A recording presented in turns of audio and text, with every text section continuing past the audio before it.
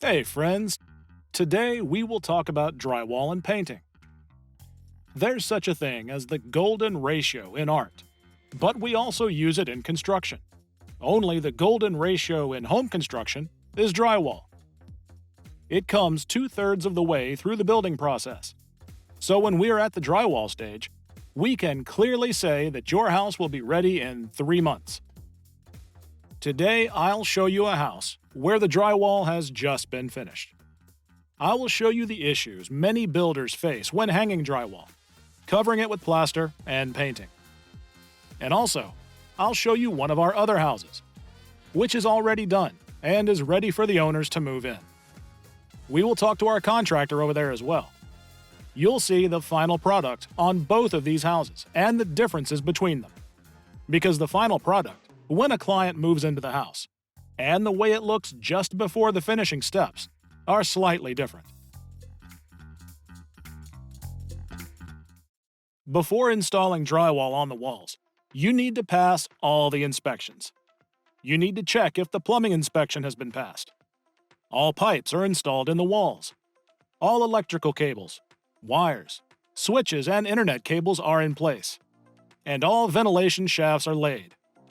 And what is very important is that the insulation is finished. Either foam, which we've already talked about, or a bat that is placed inside the walls.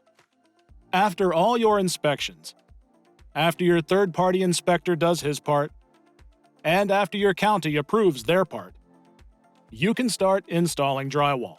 But I recommend that you do your own inspection first. How do you do that? By checking the wall's verticals with a level. Be sure to check all openings. Look, here we've made a mistake. The opening is higher than the door frame. Therefore, we have to finish this element, and the contractor will complete it later. But if we just walked in with a tape measure, spent 15 minutes on it, and checked it up front, then this mistake could have been avoided.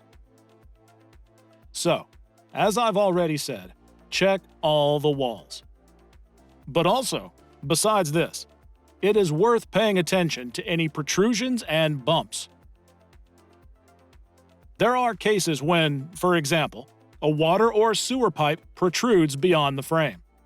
At this point, the drywall contractors come. They won't pay attention to this issue.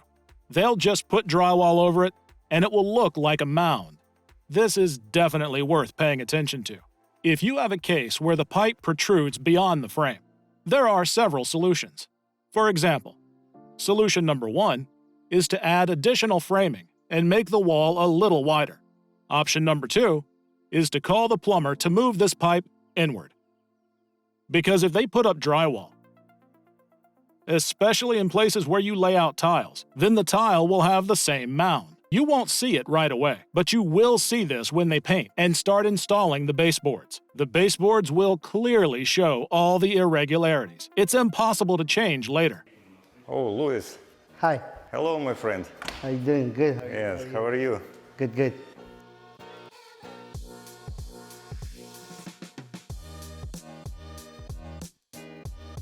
Today we make video about drywall painting and all stuff that clients usually see at the final product.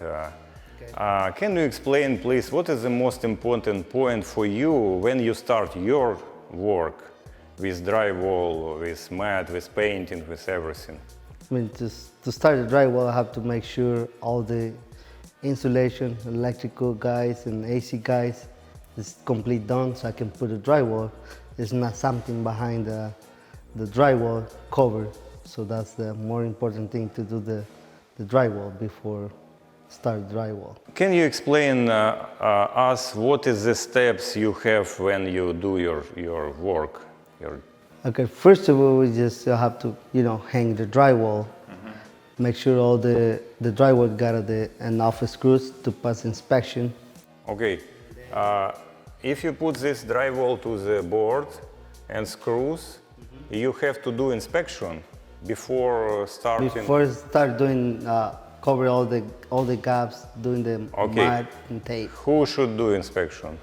That special is doing for city Austin. Here it's in Austin, so or different whatever the Or third-party inspection. Third-party or inspection. or Or builder inspection, Okay. yeah.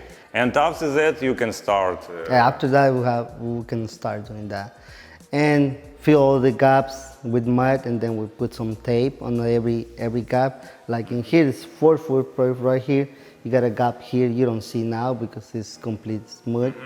So tape flood, and this corner you have to use. In this house we use kind of PVC corners because it's metal. Do you use steel corner or metal corner? We use a steel corner when it's a wood frame. So in this one it's a metal frame, so we use a PVC corner, so and then put kind of glue, stick it in, hold it, and then we mud it. Everything's good. Well, the second is smooth all the walls, sand them. After sanding, so we have to come and prep for paint. So we have to clean all the doors on walls and ceilings, and then we'll start doing prime. After done prime, we'll do another light sand to be ready to do the paint. Okay, I have a question. Usually we have a lot of outlets on the wall. How and who should cover it? It's your work to cover these outlets, or it's electrical guys? When I hang in the drywall, there's no electricals here. Oh, for example, this electrical. The electric we'll have to cover it before. It's your part paint. of work. Yeah. Yes, you cover it. I cover all that before doing any prime or paint. Okay, and all these grills and all these grills, too, lights. Yeah, we have to cover. Yeah. Even this light too, we have to cover.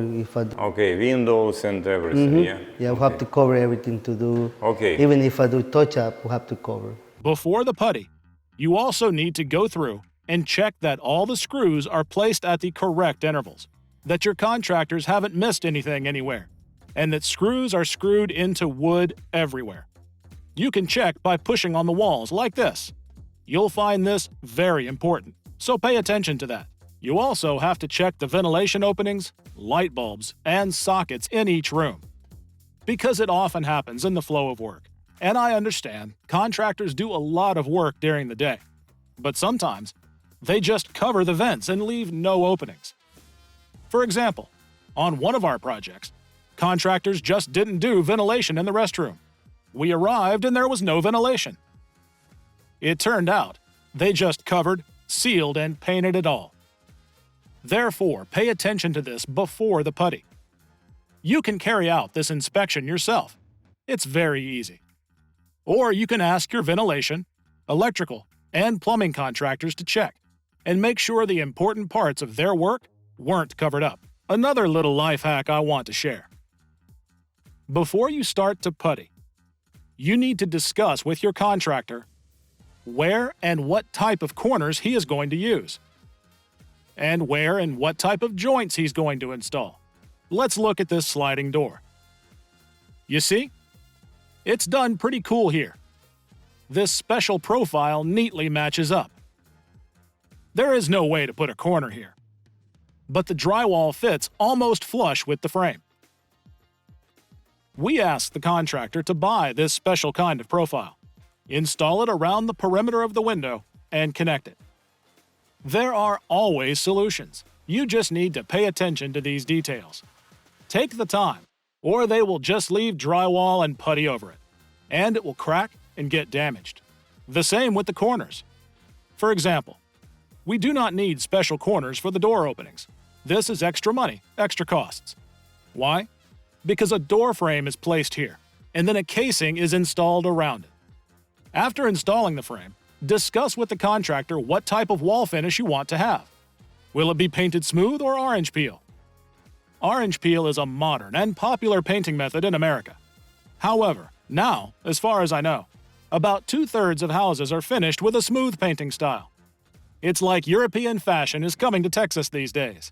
Moreover, this surface is quite easy to paste wallpaper on, and it sticks well. It allows you to make accent walls. Smooth walls work great for decorative wallpaper. You wouldn't be able to stick wallpaper on orange peel. How I know you do a lot of finishes, for example, this orange pea and this is smooth. This is smooth walls, there's no texture. It's just raw texture, real fine raw texture. I mean, you see unless you go closer. When you see a little farther, you see.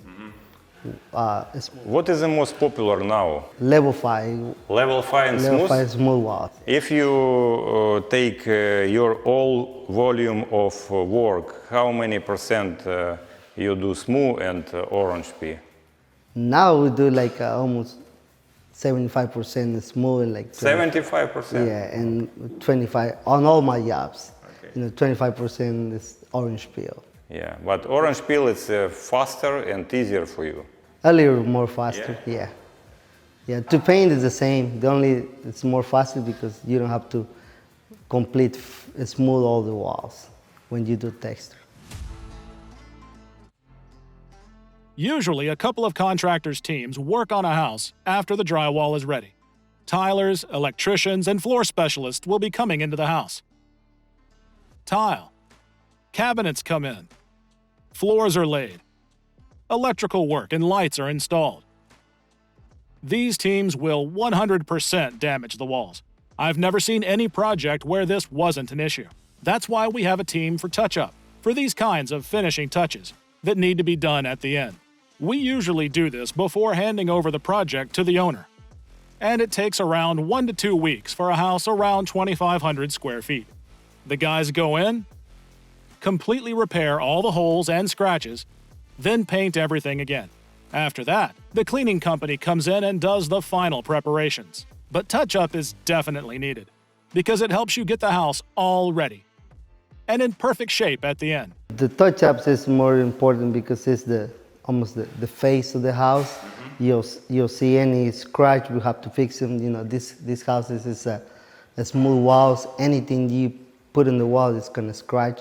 So we have to fix it because all the contractors come, maybe they don't do intentional, but they tools, letters or something, or, you know, something touch the walls with the hand and you got a marks. So we have to touch it up after everybody done. Okay, thank you, sir, and I have small present for you. Thank you. You are the best performing contractor in September. Oh, thank you. Yes, thank you for your job. Thank you for your thank guys. You for trust us and they're really good guys, and thank you. Yeah, we like your job and we will work with you a long time. Yes, thank you, sir. Thank you. Thank you. Today we talked about drywall, putty, and painting. And what I want to draw your attention to, it is mandatory to check the walls with a level for the dimensions of the openings. And check the screws before putty. And be sure to agree with your contractor up front on where the corners and the joints will be placed, and whether they will be adjacent or not. Talk through areas of responsibility for each contractor in advance. And do not forget about touch-ups. It's like a girl in front of a mirror doing her makeup before she goes out into the world. In the same way, your house needs to be touched up and put in order before handing it over to your client.